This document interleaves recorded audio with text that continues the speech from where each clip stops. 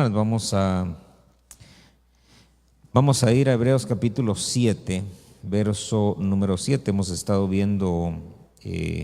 estudiando en el capítulo 7 de Hebreos lo concerniente al sacerdocio de Melquisedec. Hemos estado viendo también algunas similitudes, ¿verdad? Y algunas contraposiciones, ¿verdad? Comparándolo con el sacerdocio levítico. Eso en base a que el capítulo de eso se trata, ¿verdad? Dice, esto era el sacerdocio levítico y esto es el sacerdocio de Melquisedec. Vimos el último día, el día domingo por la tarde, estábamos viendo acerca de las promesas y de cómo dice la Biblia que Melquisedec dice, bendijo aquel que tenía las promesas. Vimos al menos 7 promesas, ¿verdad? Cuando el Señor promete que va a habitar en nosotros, andar entre nosotros, ser nuestro Dios, hacernos su pueblo, y cómo Él prometía recibirnos, convertirse en nuestro Padre, y cómo nosotros íbamos a ser sus hijos. No es lo mismo que Él prometa que va a ser nuestro Padre a que Él prometa, ¿verdad?, que vamos a ser sus hijos. Amén. Cuando Él promete que vamos a ser sus hijos, lo que nos está diciendo es que nos va a redimir, que nos va a adoptar, que ya no vamos a ser huérfanos. Y cuando promete ser nuestro Padre, lo que Él está prometiendo es que si fallamos, Él nos va a corregir, que si de pronto cometemos un error, nos va a cubrir, y que cuando necesitemos cinturonazos, ¿verdad?, eso es lo que va a suceder. Entonces veíamos que dice ahí en Hebreos, ¿verdad?, cuando habla y dice que a todo el que Él recibe, ¿verdad?, que toma por hijo, dice que lo disciplina, ¿verdad? Entonces, por eso es que no es lo mismo cuando Él promete ser nuestro Padre a cuando Él promete hacernos sus hijos. Entonces vimos esas 7 promesas y lo último que mencionamos fue que debemos de heredar esas promesas, ¿verdad? Entonces, ahora en el capítulo 7 y verso número 7, ahí vamos a arrancar y vamos a leer, dice, sin discusión alguna, el menor es bendecido por el mayor. Aquí ciertamente hombres mortales reciben el diezmo, pero allí uno de quien se da testimonio de que vive. Y por decirlo así, por medio de Abraham, a un Leví que recibía diezmos, pagaba diezmos, porque aún estaba en los lomos de su padre cuando Melquisedec le salió al encuentro. Amén. Padre, añade bendición a tu palabra. Señor bendito, te rogamos y te suplicamos que nos hables. Ábrenos tu escritura, Señor, en el nombre poderoso de Cristo Jesús. Venimos reprendiendo toda oposición en los aires, Señor, todo espíritu contrario, Señor, todo sopor, toda pesadez, mi Dios, en el nombre de Jesús, ahora mismo la venimos reprendiendo. Rogamos, Padre, y suplicamos que tengas misericordia y que nos abras tu palabra, que nos edifiques, Señor, con los dichos de tu boca. En el nombre poderoso de Jesús, haz fluir tu Espíritu Santo, Señor, en medio de nosotros, con esa palabra viva, Señor, que tú tienes para nosotros. Te rogamos, Señor, que esas 5 unciones, Señor, de los 5 ministerios sean puestas, Señor, sobre nuestras cabezas, Señor, se muevan en nuestro ser, trayendo la edificación que necesitamos, Señor. En el nombre poderoso de Jesús te lo pedimos todo, Señor, y declaramos nuestra mente, nuestro oído y nuestro corazón abiertos, atentos, mi Dios, para recibir, Señor, tu palabra. En el nombre de Jesús te lo pedimos todo. Te damos gracias, Señor, en el nombre de Jesús. Amén, Señor, y amén. Muy bien, entonces esta sería capítulo 7 y parte número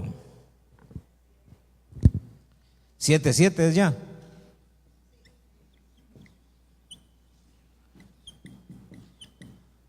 No era 6, bueno. El título era Melquisedec, ¿verdad? Porque así empieza el capítulo. Dice Melquisedec y entonces empieza a hablar acerca de él. Vamos a hablar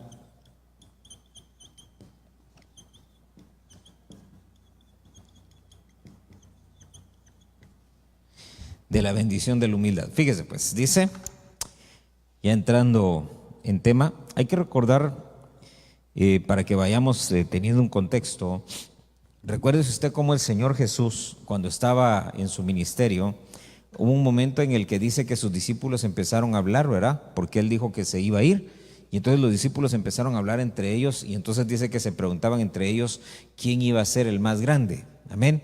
Entonces viene el Señor y dice, miren, el que quiera ser el más grande, no aquí en la tierra, sino el más grande allá arriba, aquí tiene que ser el más humilde, aquí tiene que ser el más pequeño. Entonces dice aquí en el verso 7 Dice, sin discusión alguna, dice, el menor es bendecido por el mayor. ¿De quién está hablando? Está hablando de cómo Melquisedec bendice a Abraham. El mayor, dice, el menor es bendecido por el mayor. Y hay algunas cosas que quiero ir sacando de ahí. Fíjese pues, el Señor Jesucristo, usted sabe, fue el hombre más humilde, ¿verdad?, de todos, y después de él, la Biblia dice que no había nadie más humilde que Moisés. Ahora bien, viendo nosotros la humildad y lo que tenemos que aprender acerca de ella, fíjese que viene el Señor Jesucristo, viene a la tierra, le dan un cuerpo, entra en un probatorio, así como nosotros también estamos en un probatorio mientras estamos en este cuerpo, y cuando el Señor termina ese probatorio y sube, ¿verdad?, después de haber completado el sacrificio, y asciende y se sienta a la diestra del Padre, dice que fue glorificado. Una vez glorificado, Él entonces se convierte en el más grande. Amén. ¿Por qué razón? Porque dice que bajó hasta lo sumo para que luego el Señor, dice, lo pusiera también hasta lo más alto. Bajó hasta lo más bajo, subió a lo más alto. Entonces, lo tremendo de eso es que está hablando entonces ahora aquí, en ese mismo capítulo, fíjese que habla primero de Abraham y de cómo en los lomos de Abraham estaba Leví. Y entonces Abraham se encuentra con un rey y Leví se encuentra con un sacerdote, ¿verdad? Por esa razón es que de pronto dice, aún estando en los lomos, dice, de Abraham, entonces dice, aún Leví dio diezmos. Entonces miren lo tremendo de eso, porque hay algunas cosas que nosotros tenemos que ver acá. Cada una de ellas es importante. Fíjese que dice entonces, tanto Abraham, dice, como Leví conocieron o reconocieron, ¿verdad?, la supremacía de Melquisedec. Recuérdese que a él le llaman Melquisedec, dice, era un rey y sacerdote. Gobernaba, pero también ejercía un oficio delante de Dios. Lo tremendo es que, ¿cómo es que ellos reconocen esa grandeza, esa supremacía? Dice que cuando llega Abraham y ve a Melquisedec, inmediatamente se presenta, dice, y entonces le lleva el diezmo. Aquí hay algo que usted y yo tenemos que ver, y es que ahí dice, fíjese que hablando de Melquisedec dice que él recibe, no cobra. Y eso es importante, ¿sí? ¿Por qué razón? Porque eso da a entender que él no fue a pedirle eso a Abraham, sino que Abraham, dice, él inmediatamente que lo ve y lo reconoce, inmediatamente él sabe qué es lo que tiene que hacer, inmediatamente él entiende qué es lo que tiene que hacer. Dice que entonces toma, lo lleva, lo presenta delante de Melquisedec, y aquí es donde viene entonces el momento importante, porque dice que Melquisedec, cuando se presenta, dice, lo bendijo. Ahora bien, fíjese que no era que Abraham, como algunos dicen, no era que Abraham estuviera comprando la bendición, ni tampoco es que Melquisedec estuviera cobrando por ella. Por esa razón es que es bien importante que usted y yo nos demos cuenta que no dice ahí que él fue a cobrarle, ni tampoco dice que él fue, hermano, de pronto a pagar, ¿verdad?, por la bendición. Lo otro, dice entonces también ahí, fíjese que dice, aunque no nacía Leví todavía, pero estando en los lomos de Abraham, dice que él también, y eso es lo interesante, porque de Leví sí dice. ¿Qué dice de Leví? Dice, pagó. ¿Verdad que sí? ¿Sí o no? Fíjese que dice que cuando habla de Abraham, dice que Abraham fue y le dio. Pero cuando habla de Leví, dice que él fue y pagó. ¿Por qué razón? Cuando hablamos nosotros de Leví, estamos hablando de la ley. Amén. Entonces en la ley todo era por obras, todo implicaba una obra. La ley, el propósito de la ley dice que era hacer perfectos, pero nunca logró cumplir con ese objetivo. Y fíjese que lo interesante de esto es que una de las cosas que yo quiero que usted vea conmigo es que dice ahí, verso 7, Dice, el menor es bendecido por el mayor. Y esa acotación quiero que usted se la grabe ahí. ¿Por qué razón? Porque hay una bendición en medio de todo esto que estamos viendo y que está implícita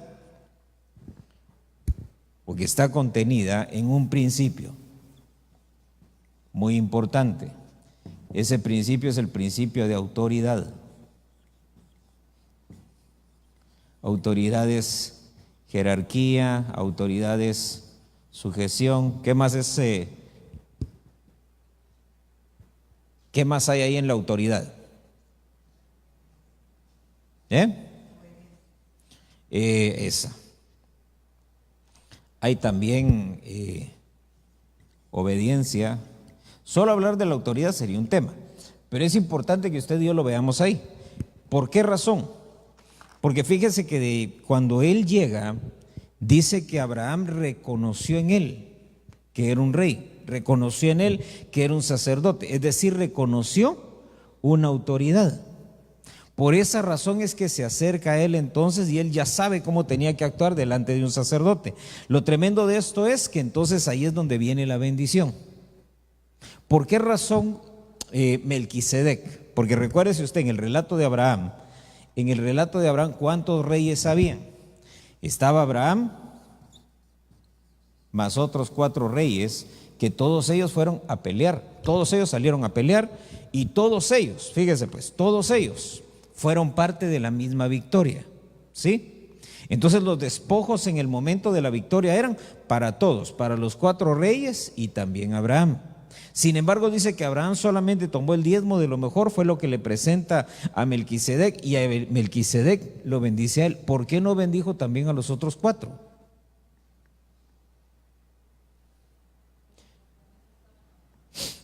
La promesa estaba en Abraham, pero mire lo tremendo de esto, porque de todos ellos solamente Abraham reconoció a Melquisedec como rey.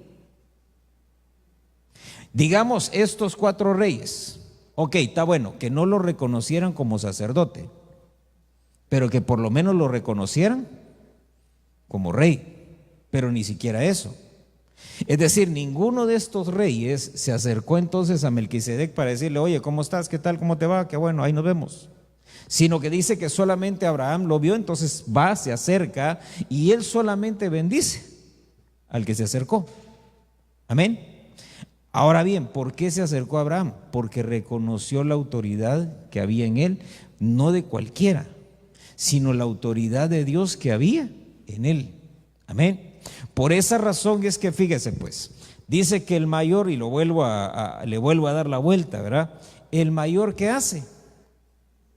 Bendecir al menor, ¿sí? Entonces mire, ¿quién era el mayor aquí? ¿Quién era el menor? Entonces aquí la pregunta es, ¿por qué razón o razones estos otros no se acercaron a Melquisedec? Porque mire, no es que Melquisedec fuera invisible, ¿sí? O que Melquisedec fuera una imaginación de Abraham. ¿Por qué razón? Porque este Melquisedec vivía en una ciudad aquí en la tierra y todos conocían esa ciudad y todos sabían que él era el rey de esa ciudad. Entonces, ¿por qué razón estos otros no tuvieron la misma actitud?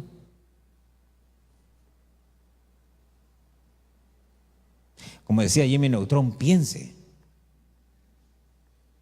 En base a lo que ya vimos hasta ahorita, ¿qué cree usted que era lo que hacía falta ahí?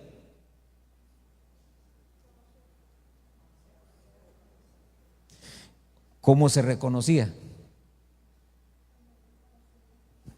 ¿Sabe que se rompió un principio ahí, que es el que estamos viendo? Que el mayor bendice ¿a quién? Ok. De estos 5, ¿quién fue el que se acercó? Abraham. ¿Con qué actitud? Con humildad. ¿Eso qué implicaba? Que él estaba reconociendo en Melquisedec ese principio, que era una autoridad, que era una jerarquía, que había obediencia, que había una sujeción ahí. Por eso él se acerca con esa actitud y la bendición vino sobre él. Ahora miren entonces, porque aquí viene la parte interesante. Los otros 4, aunque ganaron, pero se fueron sin bendición. Entonces, ¿por qué razón estos no tuvieron la misma actitud que Abraham? Porque ellos, estos 4 reyes, se sentían iguales,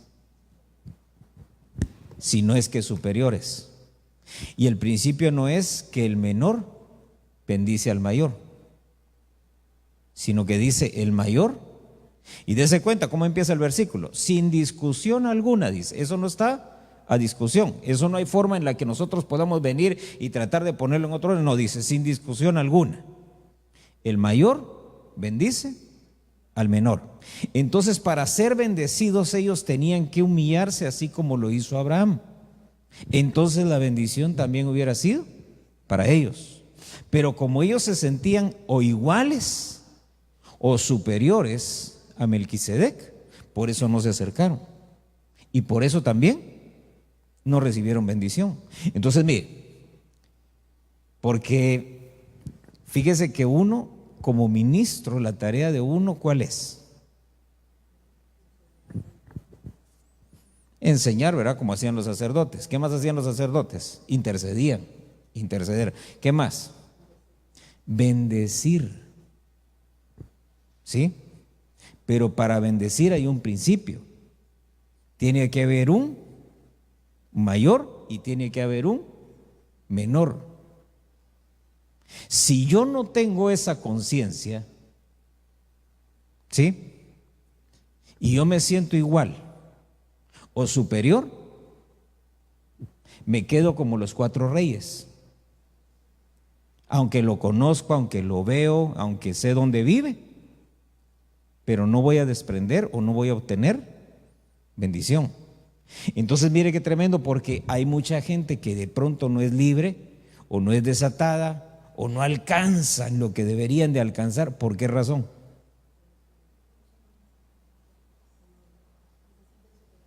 Porque se sienten más o se sienten iguales, pero nunca quieren ser los menores, ¿sí? No los menos, los menores. Ahora miren, ese principio es bien tremendo. Miremos el ejemplo de Isaac. ¿Se recuerda que Isaac tuvo 2 hijos? ¿Quiénes fueron? Esaú y Jacob. ¿Bendijo a los 2? Sí, ¿va? Pero fue diferente bendición para cada uno. ¿Por qué razón? La primera bendición era para el primogénito. Se suponía que el primogénito era el mayor, ¿verdad? Se suponía. Pero vende la primogenitura, hace un negocio ahí, usted conoce la historia, y a la hora de la bendición, dice que se disfraza, se presenta entonces delante de Isaac, y entonces Isaac lo bendice. Pero cuando usted ve las 2 bendiciones, viene entonces Isaac y le dice a él: tú vas a ser siempre arriba, vas a ser señor, etcétera, etcétera. Cuando llega Esaú le dice: tú vas a estar sujeto a tu hermano, siempre vas a estar debajo de él. A uno lo hizo mayor y a otro lo hizo menor, porque no podían ser iguales. Ahora mire entonces lo tremendo de eso. Cuando se van y se separan, hermano, pasan 20 años y luego viene el reencuentro. Ahí viene Esaú, viene para matar a Jacob. Ahí viene Jacob, ¿para qué? Venía para morir, ¿verdad? Él dijo: me va a matar mi hermano. Pero lo tremendo es que viene y lo que él empieza a hacer es, como dice la hermana, empieza a bendecirlo. ¿Cómo lo hizo? Le mandaba mensajes. Entonces dice: el mayor servirá al menor. ¿Se recuerda que eso decía, verdad? Entonces viene Jacob y antes de encontrarse con él, ¿qué es lo que hace? Empieza a portarse como siervo. Y entonces le dice: mira, aquí estos presentes te los manda tu señor, tu siervo Jacob. Y otro presente, tu siervo Jacob. Y otro presente, tu siervo Jacob. Hasta que cuando ya se encuentran, ya Esaú ya no trae la misma actitud. sino que viene y se humilla. Y entonces ya no viene a matar a su hermano. ¿Sí? Ahora mire entonces, porque lo tremendo de esto es que finalmente Esaú en ese momento entendió. Porque a todo eso, ¿cuántos regalos había recibido ella? ¿No ha leído usted los regalos que le mandó? Hermano, nosotros queremos mandar un regalo, va, y mandamos cualquier cosa. Cuando usted le dice, le mandó 50 vacas, 100 ovejas, no sé qué, en cada comitiva que le mandó. Es decir, le mandó un montón. Entonces ya cuando Esaú viene, ya viene bien bendecido, porque el mayor iba a bendecir. Entonces Esaú fue entendiendo eso en el camino. Por eso cuando llega con su hermano ya no lo quiere matar, sino que se reconcilia con él. Entonces mire, muchas veces puede suceder que uno no logra alcanzar todas las cosas que Dios tiene para uno, porque un receptor de la bendición es que yo reconozca mi lugar. Amén. Que yo aprenda a someterme bajo una autoridad, que yo aprenda a reconocer esa autoridad. Amén. Entonces mire, si uno desde el púlpito como ministro, uno viene y empieza a romper, a desatar y a bendecir, pero eso no va a llegar si yo no tengo la actitud adecuada. Porque la bendición del mayor, ¿para quién es? Verá, es de arriba hacia abajo, no de abajo hacia arriba. Amén. Entonces dése cuenta, si yo no cambio mi actitud, si yo no cambio mi forma de pensar, si yo no entiendo que para poder ser bendecido tengo que ser humilde y bajar al nivel donde Dios quiere que esté, entonces la bendición no va a llegar. De la misma manera que no le llegó a esos 4 reyes, sino solamente a Abraham. ¿Sí me está siguiendo hasta ahí, verdad? ¿Qué hay que hacer para ser bendecidos entonces? Hay que bajar, hay que bajar. ¿Sí? ¿Se recuerda a Juan el Bautista? Señor, ¿eres tú o es otro que tenemos que esperar? ¿Verdad? Y entonces viene el Señor y dice, no, cuéntenle qué es lo que ven, qué es lo que sucede, la gente es liberada, los demonios se van, etcétera, etcétera, y le van y le dicen a Juan, ¿verdad? Pero una de las cosas que Juan no entendió es que él tenía que menguar, aunque lo sabía, no lo pudo hacer, porque decía, conviene que él crezca y que yo mengüe. Eso era lo que convenía, pero al final él no sabía si menguar o no. Por eso le manda a preguntar, ¿eres tú o hay que esperar a otro? En otras palabras, ¿eres tú o tengo que seguir con mi ministerio porque me gusta mi ministerio? Por eso viene el Señor y dice, no, díganle lo que ven y a los días. ¿Por qué? Porque él tenía que menguar. Entonces mire, dice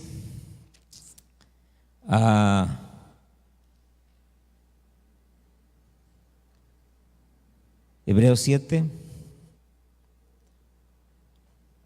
verso número 11.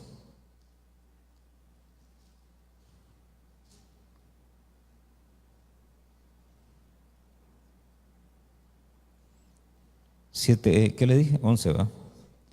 Se me movió. Aquí está. Fíjese entonces, dice, ahora bien, si la perfección, cambia el tema, ¿verdad? Siempre dentro de Melquisedec, pero ahora estamos hablando de algo más. Ahorita, ¿de qué hablamos? De la bendición de la humildad. Entonces ahora viene él y ahora va a hablar acerca del otro sacerdote. Dice, ahora bien, si la perfección era por medio del sacerdocio levítico, porque sobre esa base recibió el pueblo la ley, ¿qué necesidad había de que se levantara otro sacerdote, según el orden de Melquisedec, y no designado según el orden de Aarón? Entonces mire, ¿para qué era la ley? ¿Cuál era el propósito de la ley? Dice, era hacer perfectos. Era hacer perfectos a los hombres.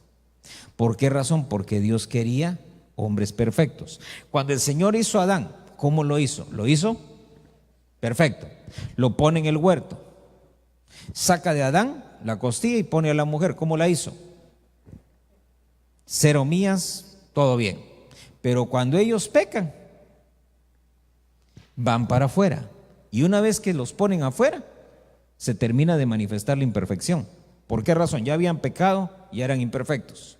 Y cuando los terminan sacando del huerto, terminan de perderlo todo. ¿Por qué razón? Si se recuerda, les dice el Señor que los viste de piel, pierden la luz, pierden esa como inmortalidad. Y ahí va a ver por qué le digo inmortalidad, porque eso es algo importante. Ellos pierden como esa inmortalidad que tenían dentro del huerto y se convierten ahora en seres mortales. Por eso ya una vez que salen, ellos saben que sus días están contados. Entonces fíjese, dice acá que la perfección era por medio del sacerdocio levítico. Y si esa era la razón de ese sacerdocio, sobre esa base, dice, recibió el pueblo la ley, ¿qué necesidad había de que el Señor, verdad, levantara otro sacerdote que no fuera según Leví, sino según Melquisedec? ¿Por qué hubo necesidad de levantar otro sacerdote? Porque la ley, hay un pasaje ahí más adelante, dice, la ley nunca hizo perfecto a nadie, aunque la ley es perfecta. Fíjese pues, la ley es perfecta, dice que es justa, dice que es santa, amén. ¿Por qué razón? Porque dicen que los ángeles la prepararon, fue Dios el que la agarró, la vio y se la entregó a Moisés, es decir, que avaló lo que hicieron los ángeles, amén.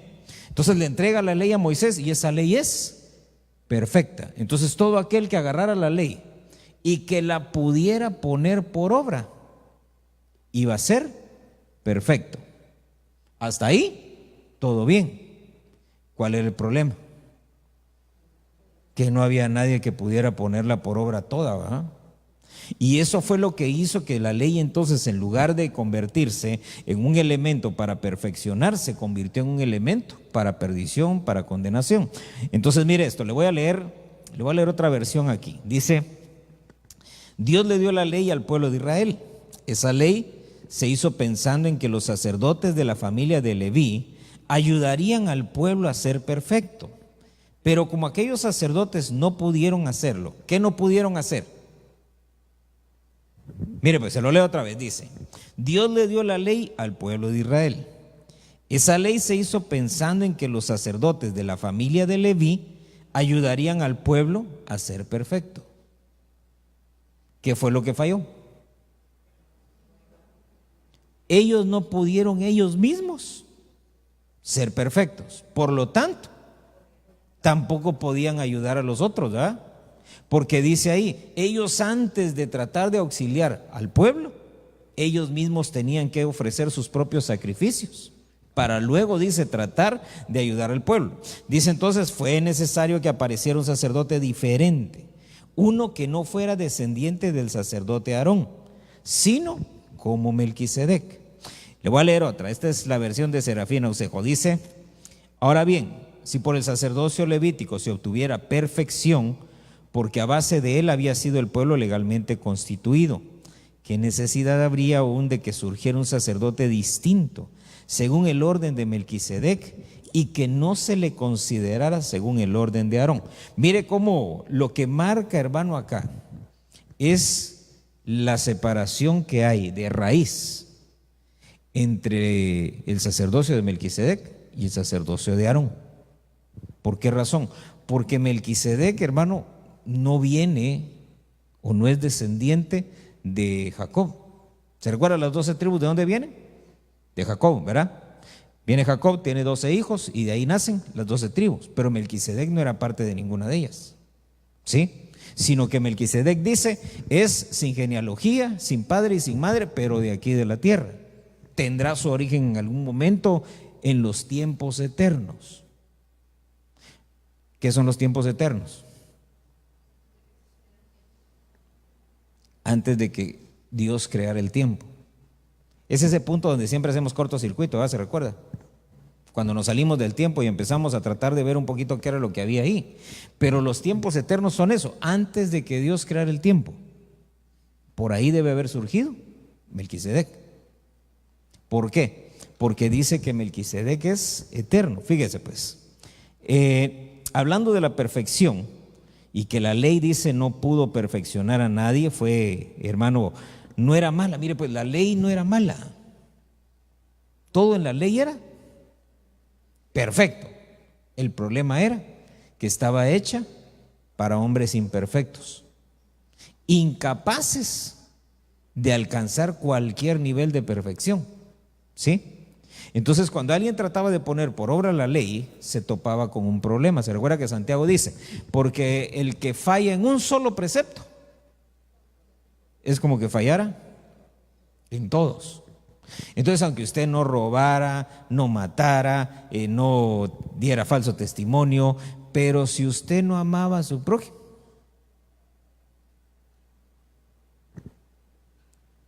¿verdad? Vaya, usted cumplía con toda la ley, pero un día se le ocurría, como decimos allá, bombearse un lápiz del trabajo. Ya con eso, ya se los tronó todos, ¿verdad? Era uno culpable de toda la ley. Entonces, mire, ¿por qué razón? Porque todos los preceptos estaban enganchados unos con otros. Ahora, mire entonces, el gran problema era que el hombre era un ser pecaminoso. ¿Sí? ¿Se recuerda? Dice que el corazón del hombre es malo ¿desde cuándo? Desde su juventud. ¿Dónde empieza la juventud? Es decir que ya, hermano, uno ya entra a la adolescencia y ya empiezan como las malas intenciones, ¿verdad? Y entrando a la juventud, si a uno no le ponen rienda, freno, chicotazo, ¿verdad? Se tuerce, se va. Entonces mire lo tremendo de eso, porque esa era la naturaleza humana. Entonces la ley, en lugar de ayudar, perjudicaba. ¿Por qué? Porque todo lo que uno no debía de hacer y que ya estaba haciendo, ¿verdad? Ahí estaba en la ley. Y entonces uno sabía, por ley, decía uno, no hombre, a mí me van a matar cuando sepan lo que está haciendo, ¿verdad? ¿Por qué razón? Porque eso era lo que decía la ley. Entonces dice, por esa razón la ley nunca hizo perfecto a nadie. Y por eso fue necesario que entonces el Señor levantara otro sacerdote, que no fuera sobre la base de esa ley, sino sobre otra base.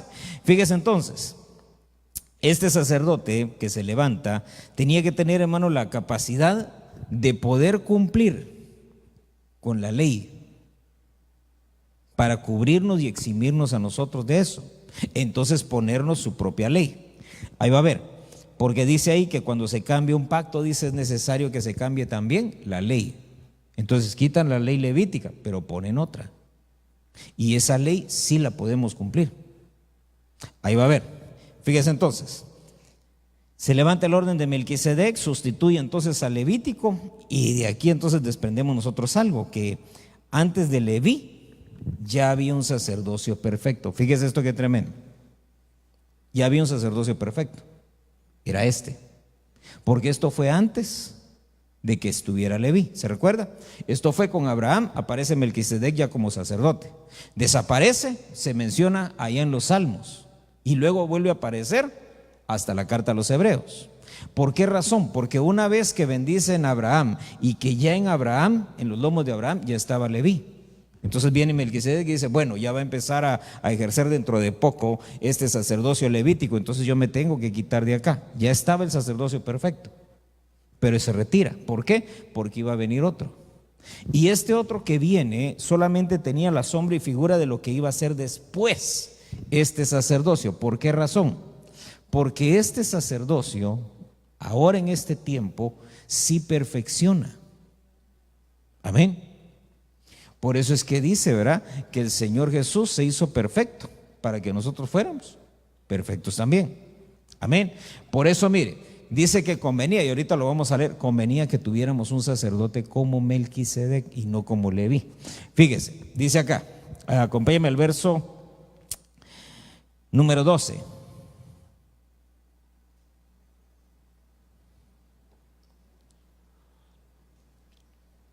Dice, porque cuando se cambia el sacerdocio, necesariamente ocurre también, ¿qué? Un cambio de ley. Pues aquel de quien se dicen estas cosas pertenece a otra tribu, de la cual nadie ha servido en el altar, porque es evidente que nuestro Señor descendió ¿de dónde? De Judá, una tribu de la cual Moisés no dijo nada tocante a sacerdotes. Entonces fíjese, viene el Señor Jesús, nace de la tribu de Judá, y hermano, cuando usted ve, tanto José como María dice que eran descendientes de la tribu de Judá. Amén. ¿Por qué? Porque a veces podía suceder que alguien, por ejemplo, de Leví, se casara con alguien de otra tribu. Pero en este caso dice, los dos eran de Judá. ¿Por qué? Para que no hubiera una mezcla, porque se imagina si el Señor hubiera nacido de la tribu de Leví, entonces dirían, no, es que Melquisedec también es de los judíos, ¿verdad? Pero Melquisedec ya estaba desde antes. ¿Quién era el papá de Melquisedec? El Padre, ¿verdad? Dios. Entonces, mire cómo el Señor se encarga de separarlo totalmente de este sacerdocio, para que no hubiera ninguna relación. Entonces dice respecto a él, dice, se cambia el sacerdocio, entonces también se cambia la ley. Aquel, dice, de quien se dicen estas cosas pertenece a otra tribu. Fíjese entonces, usted se recuerda, Leví, representado por Aarón, y luego entonces de la tribu de Judá, que es el Señor Jesús. Si usted se recuerda, David hizo cosas que solo los sacerdotes deberían de hacer. Por ejemplo, consultar al Señor a través del efod, ponerse el efod para entrar y hablar con Dios. Porque eso, ¿quién lo hacía? Eso lo hacían los sacerdotes. Por ejemplo, si usted era, por ejemplo, el rey y usted quería consultar con el Señor, iba con el sacerdote. Le decía, mira, quiero consultar con el Señor. Bueno, déjame ver qué es lo que dice el Señor. Entonces presentaban una ofrenda, un sacrificio, y entonces venía el sacerdote y entraba hasta el lugar santo, y si el Señor lo llamaba al lugar santísimo, entraba al lugar santísimo, hablaba con él y el sacerdote salía. Entonces le decía, mira, dice el Señor esto, esto y esto. Pero en el caso de David, ¿qué era lo que hacía David? David venía y le decía al sacerdote, ¿sabes qué? Tráeme el efod. Y él mismo se lo ponía y entraba. Y los sacerdotes no le decían nada. Cuando va huyendo David de Saúl, dice que tenía hambre, y entonces dice, se recuerda que en el camino, si se desviaba un poquito, ahí estaba la casa, creo que era la casa de Abiatar, el sacerdote. Y entonces se recuerda a él y dice, voy a pasar por ahí. Y entonces cuando pasa por ahí le dice, mira, tengo hambre, voy en una misión y voy rápido, y pues no saqué nada. Y entonces viene el sacerdote y dice, mira, le dice, no tengo nada de comer. Es lo raro, ¿verdad? Que no tenía nada, pero bueno. Y le dice, aquí no hay nada. Lo único que tengo son los panes que se acaban de retirar. Es decir, se recuerda que cada sábado el pan se cambiaba. Entonces acababan de poner pan nuevo y acababan de sacar el pan. Entonces dice, solamente tengo los panes que se acaban de retirar. Y entonces viene él y dice, bueno, pues, y entonces, mira, le dice, si se han conservado limpios, pueden comer de eso. Y le da los panes. Pero la Biblia dice que el pan era para el sumo sacerdote y sus hijos. Y cuando el pan se retiraba, ellos tenían que comérselo ahí. Entonces la pregunta aquí es, uno, ¿por qué si ya habían retirado el pan, por qué no se lo habían comido todo? ¿Por qué el sacerdote guardó? ¿Por qué si no había nada de comer? ¿Por qué si estaban esos 5 panes ahí, verdad? No sé si eran 5 o eran todos. Creo que 5 le dio. Pero la pregunta es, ¿por qué lo guardó? Entonces, ¿qué pienso yo? Así como le habló el Señor, se recuerda cuando Elías está en el arroyo y le dice al Señor, mira, ¿sabes qué? Se secó el arroyo. Vete a Sarepta. Ahí hay una viuda que yo ya le dije que te sustente.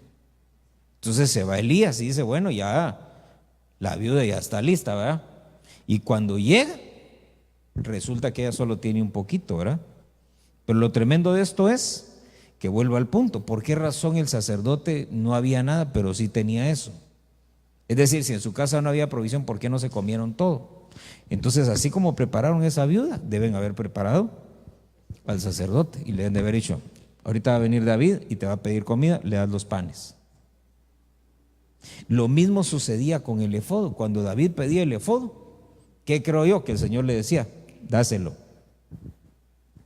Aquí está. Pero no sucedió lo mismo con Usías, ¿se recuerda? El rey Usías dice que quiso hacer lo mismo de agarrar un incensario y ofrecer delante del Señor, y cuando quiso entrar, le brotó lepra. Ahora, ¿por qué razón el Señor permitió esas cosas en el caso de David? Porque de alguna manera, con eso nos estaban ya poniendo a nosotros un aviso de que más adelante iba a venir uno, que como sacerdote se iba a levantar, ahora sí, para perfeccionar a todo aquel que en él creyera. Por eso es que dice, todo aquel que en él crea, dice, ese tiene vida eterna. Y ese es otro rollo también. Entonces, mire, dice, viene el Señor a la tierra, funge como Melquisedec, ¿verdad? Ese es en sus salidas desde allá. Pero luego viene como hombre para cumplir con los requisitos. Mire eso. ¿Por qué vino como hombre? Para cumplir con los requisitos de esta ley. Y una vez cumpliendo los requisitos de esa ley, entonces dice, ahora como yo ya cumplí esa ley y no me puede condenar esa ley, ahora anulo esa ley. Y ahora voy a dar una nueva. Entonces el nuevo pacto se fundamenta en la gracia. ¿Y la gracia qué es? La gracia es el soplo divino en todos nosotros. ¿Para qué? Para poder hacer todas las cosas. Amén. ¿Por qué? Porque dice que Él pone en nosotros el querer como el hacer. Mira, acompáñame a Gálatas capítulo 3.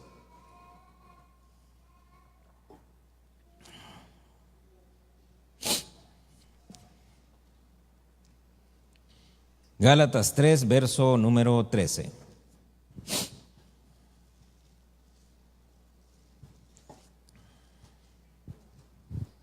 Dice, mire pues póngale atención, dice, Cristo nos redimió de la maldición de la ley, habiéndose hecho maldición por nosotros, porque escrito está, maldito todo el que cuelga de un madero, a fin de que en Cristo Jesús la bendición de Abraham viniera a los gentiles para que recibiéramos la promesa del Espíritu mediante la fe. Fíjese, ¿qué nota usted ahí? Verso 13. Cristo nos redimió de la maldición de la ley, habiéndose hecho maldición por nosotros, porque escrito está, maldito todo el que cuelga de un madero, a fin de que en Cristo Jesús la bendición de Abraham viniera a los gentiles para que recibiéramos la promesa del Espíritu mediante la fe. ¿Qué nota usted ahí? Primer versículo. Cristo se hizo maldición, pero ¿cómo empieza? Nos redimió de la maldición. Entonces viene el Señor Jesucristo, que es redimir. Redimir es comprar, ¿sí? Entonces mire lo tremendo, viene el Señor y dice, yo los voy a redimir de la ley, los voy a comprar de ahí, de la maldición. Y en el siguiente versículo, ¿qué dice? A fin de que en Cristo Jesús, ¿qué? La bendición desde Abraham viniera sobre ¿quiénes? Sobre los gentiles. ¿Por qué sobre los gentiles? Porque sobre los judíos ya estaba, ¿sí? Ellos ya tenían acceso. Que nunca lo hubieran aprovechado, eso es otra cosa. Pero ahora se extiende entonces, mire, viene el Señor Jesucristo y nos redime, nos compra, ¿verdad? De la maldición, nos exime entonces de la maldición, pero no nos redime de la bendición, sino que la bendición, esa así pasó, ¿sí? Entonces, por ejemplo, cuando usted lee en Deuteronomio 28, ¿se recuerda Deuteronomio 28? Todas estas maldiciones, dice, vendrán sobre ti. Y empieza, ¿verdad? Terrible. Pero luego dice, pero si obedeces, dice, mis preceptos, mi ley y todo, dice, todas estas bendiciones vendrán sobre ti. Entonces, cuando el Señor Jesucristo ¿vino a qué? A ponerle un tapón a donde dice maldición. Y todo lo que en la ley dice bendición, esa sí pasó. Por eso mire qué importante es entender nosotros por qué razón el Señor vino y clavó la maldición, destruyó el pecado, venció a la muerte y todo, pero la bendición no la tocó, sino que la bendición desde Abraham vino para nosotros. Ahora, por eso es importante. Fíjese que el domingo veíamos 7 bendiciones, pero esas 7 bendiciones, ¿qué son comparado con todo lo que hay? Solo vaya a Deuteronomio 28 y mire todas las bendiciones que hay ahí. Pero ¿qué hacemos para que llegue? Obedecer, ¿verdad? Entonces, mire, dice acá, cuando usted ve, se las voy a mencionar así rápido por el tiempo, pero hay al menos, ¿qué serán? 7. Mire pues, quitaron la ley de Moisés, la ley levítica, esa ya no es para nosotros, pero la Biblia menciona otras, que esas nosotros sí tenemos que someternos a ellas. Fíjese pues, Romanos 3:27 habla de la ley de la fe. En el 7:22, la ley de Dios. En el 7:23, la ley de la mente. La ley de la mente es como la conciencia que nos dice lo que está bien y lo que está mal, aunque no podamos nosotros obedecerla, ¿sí? A veces sabemos que estamos haciendo algo mal. Por ejemplo, llevamos prisa y nos pasamos un rojo, ¿verdad? ¿Qué dice la ley de la mente? Si te cacha un policía, ¿verdad? Pero uno ya sabe, esa es la ley de la mente, ¿verdad? Ahí está escrito. Y le dice a uno, eso está mal, eso no se debe de hacer, como quiera uno se va. Entonces, mire, está la ley del Espíritu de vida en Cristo, esa es en Romanos 8:2. En 1 Corintios 9:21, la ley de Cristo. En Santiago 1:25, la ley de la libertad. Y en Santiago 2:8, la ley real dice ahí. Esas, si usted las quiere estudiar más despacito, irlas a leer y todo para que usted vea esas distintas leyes. Ahora mire entonces, dice Gálatas 5, verso 14. Entonces mire, ya vimos que Él nos redimió de la maldición de la ley y que todas las bendiciones, dice, desde Abraham, esas pudieran pasar y alcanzarnos a nosotros. Y entonces en Gálatas 5:14 dice, ¿ya lo tiene? Porque toda la ley en una palabra se cumple en el precepto: amarás a tu prójimo como a ti mismo. Pero si os mordéis y os devoráis unos a otros, tened cuidado, no sea que os consumáis unos a otros. Entonces mire, me llamó la atención, fíjese ese pasaje, verso 14. Porque toda la ley, ¿qué dice? En una palabra se cumple. Lo voy a leer otras versiones, 3 versiones que tengo aquí. 2. Mire la Serafín Ausejo, dice, pues toda la ley queda cumplida en una sola palabra, o sea, en aquello de amarás a tu prójimo como a ti mismo. Y ahí la versión de 1862 dice, porque toda la ley en una palabra se cumple, es decir, en esta, amarás a tu prójimo como a ti mismo. Entonces mire, toda la ley, allá atrás en el antiguo pacto, solo se podía cumplir si uno cumplía con esa palabra. ¿Cuál es esa palabra? Amarás, amarás. Eso es Juan 3:16, ¿qué dice? De tal manera amó Dios y por eso hizo todo lo que hizo, solo por salvarnos a nosotros. Entonces se cuenta, toda la ley en una palabra se cumple: amarás. Si uno no tiene amor, ¿se recuerda que dice la Biblia? Si yo hablase lenguas humanas o angélicas, pero no tengo amor, de nada sirve, como dice el hermano, címbalo que retiñe, címbalo que resuena, un pedazo de fierro que lo agarran a palazos, ¿verdad? Y no pasa nada. Entonces, si no tenemos nosotros amor, no somos nada, dijo aquel, ¿verdad? No somos nada. Toda la obra de Cristo fue por amor. Todo lo que el Padre sacrificó al enviar a su Hijo fue por amor. Todo el padecimiento de Cristo fue por amor. Entonces el Evangelio, ¿por qué es entonces? Es por amor. ¿Por qué nosotros deberíamos de seguir a Cristo? Por amor, ¿verdad? Lo tremendo aquí, fíjese que cuando usted lee ahí Gálatas, no dice amarás al Señor tu Dios, sino que dice ahí. Ahí es donde se pone, ¿verdad? Porque viene el Señor y dice, ¿cuál es el mandamiento más grande? Amarás al Señor tu Dios. Ahora mire esto que tremendo. ¿Por qué no dice amarás al Señor tu Dios como a ti mismo?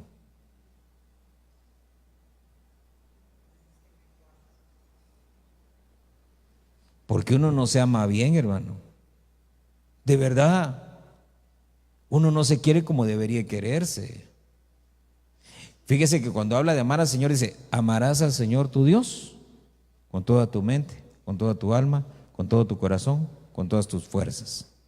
Y el segundo, le dice a ese que preguntó, y el segundo más importante es casi igual, le dice. Dice: amarás a tu prójimo como a ti mismo.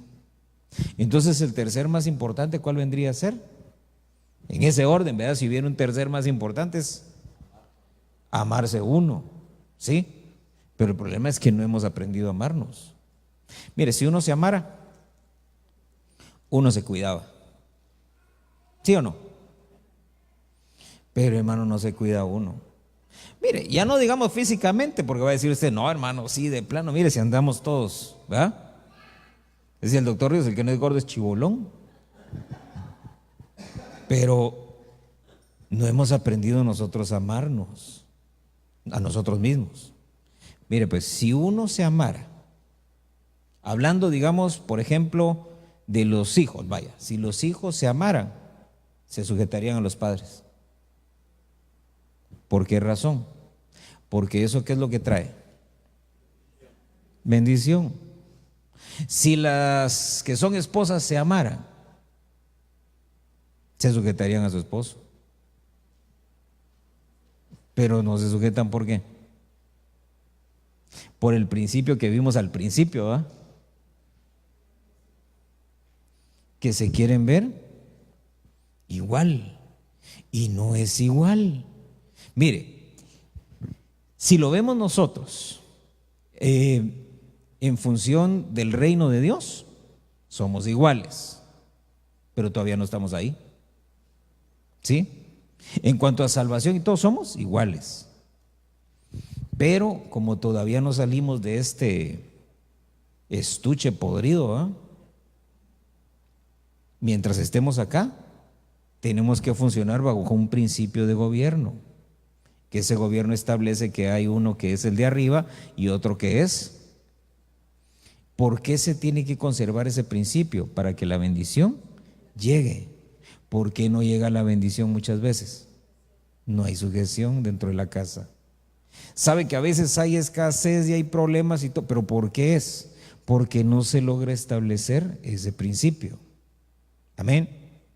Entonces, mire, ya para que cerremos, porque ya el tiempo casi se acaba. Dice, le voy a leer 4 versículos, acompáñeme. Levítico 19, verso 18. Porque mire, me llamó la atención cuando dice ahí: amarás. Dice, la ley se cumple en este precepto: amarás. Entonces, mire, dice Levítico 19, verso 18.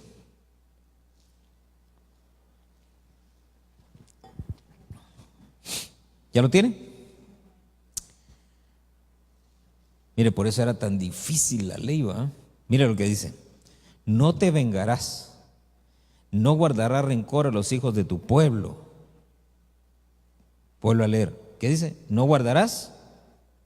Mire, vengarse, vaya, vengarse ya es como ir lejos, ¿no? Pero dice: ¿no guardarás qué? Allá adentro. Porque la venganza, ¿qué implica? Una acción. ¿Y el rencor? El rencor, como dijo aquel, el longe moco, ¿verdad? Nadie supo. ¿Ah? El rencor ahí lo traigo. Nadie lo ve. Y puedo ser un falso, ay, yo lo bendiga, hermano. Y por dentro.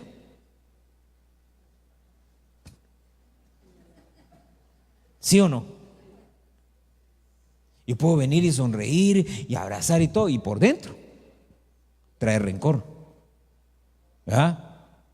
Por eso es que mire qué tremendo, ¿verdad? Por eso era difícil la ley. Y dice ahí: no te vengarás, porque venganza era ir a buscarle y darle 2 trompadas, y con eso ya sentía uno que se había desquitado. Pero acá dice: no te vengarás, y no guardarás rencor a los hijos de tu pueblo, sino que amarás a tu prójimo como a ti mismo. Yo soy. Mire eso, mire qué lindo eso, porque me gusta eso. Dice: yo soy, como poniendo el sello, como diciendo: esto no lo dice Moisés, esto no lo dice Aarón, esto lo digo yo, ¿verdad? Mire, Levítico 19, verso 34.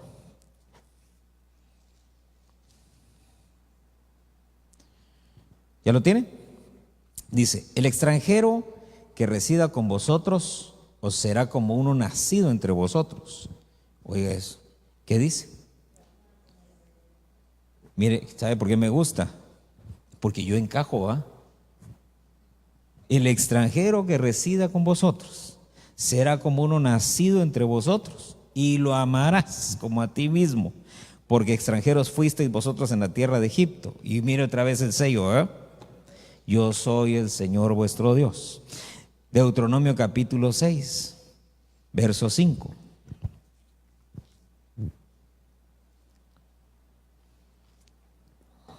¿Ya lo tiene? Dice: amarás al Señor tu Dios con todo tu corazón, con toda tu alma y con toda tu fuerza.